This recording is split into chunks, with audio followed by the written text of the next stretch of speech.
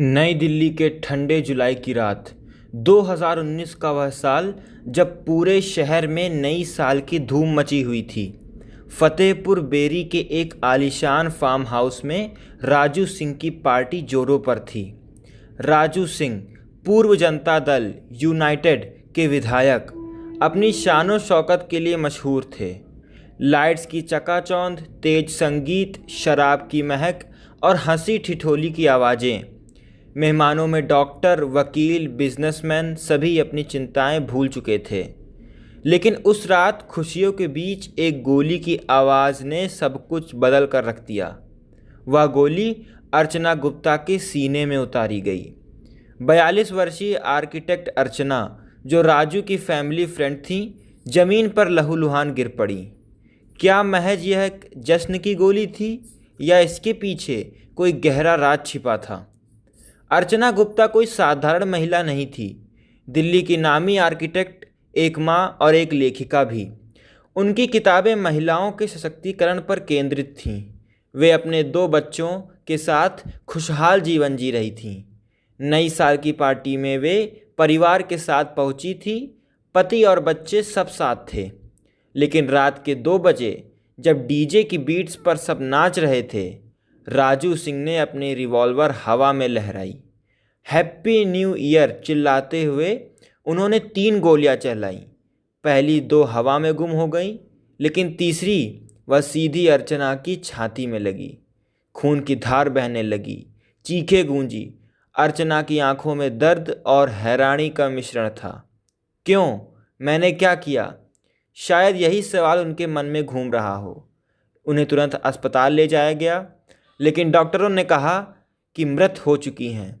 उनको मृत घोषित कर दिया गया। फिर उनकी शरीर को पंचतत्व में विलीन किया गया। फिर पार्टी खत्म हो चुकी थी, लेकिन सस्पेंस की शुरुआत हो रही थी। पुलिस की टीम सुबह होते ही फार्म हाउस पर छा गई। शुरुआत में मामला सेलिब्रिटी फायरिंग लग रहा था, एक लापरवाही भरा हादसा। लेकिन जैसे जैसे जांच आगे बढ़ी, चीज़ें उलझने लगीं।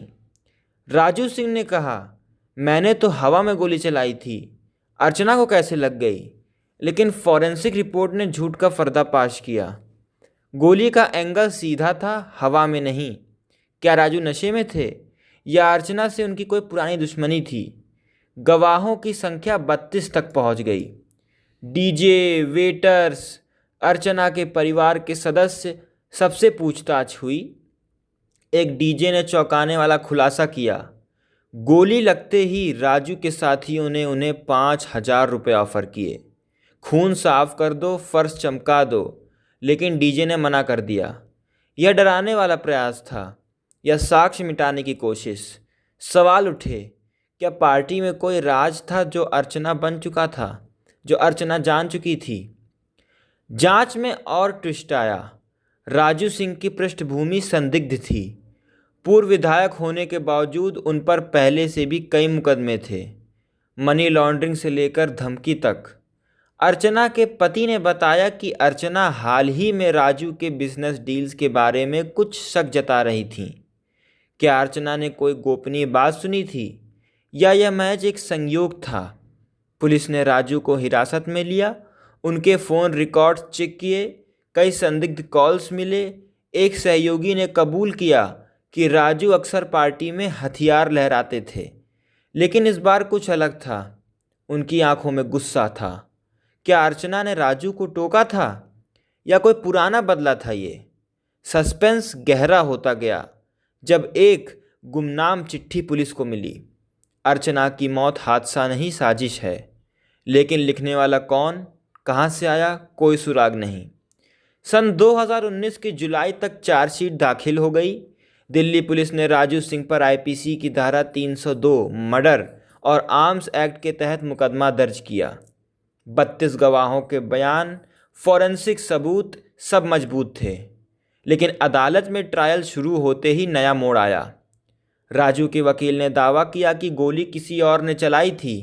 एक मेहमान पर शक किया गया जो पार्टी से गायब हो गया था। क्या वह गवाह फरार था या मर चुका था? अर्चना के परिवार ने न्याय की गुहार लगाई। उनके बच्चे जो अब अनाथ हो चुके थे, अदालत के बाहर सवाल पूछते, माँ की हंसी क्यों चली गई।